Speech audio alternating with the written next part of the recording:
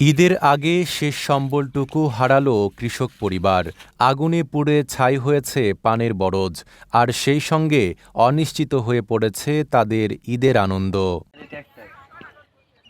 দুর্গাপুর উপজেলার জয়নগর ইউনিয়নের পারিলা গ্রামে আগুনে পুড়ে যায় দুটি পানের বরজ। হ্যাঁ, ঈদের কেনাকাটার জন্য আমাদের এই সম্বলই আমাদের পান ছাড়া আমাদের কিছু না। আমরা গরিব মানুষ, আমরা পান ছেলে পেলেকে কেনাকাটা করাবো আমার সমর্থ নাই তো। আর হ্যাঁ, আমাদের পান চাষি জীবিকা নির্ভর করে।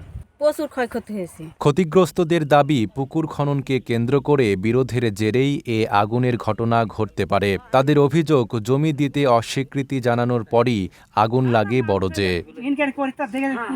তবে থানায় এখনও অভিযোগ দায়ের হয়নি। সানবিট সব দিবে সামাল।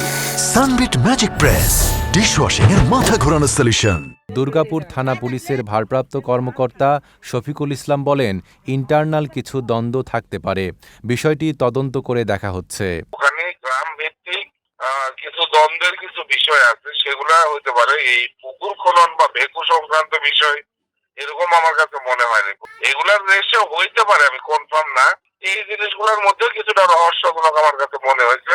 এদিকে দুর্গাপুর উপজেলা নির্বাহী কর্মকর্তা মাস্তুরা আমিনা জানান, ভুক্তভোগীরা এসে দেখা করেছিলেন, তারা মামলা করবেন বলে জানিয়েছেন।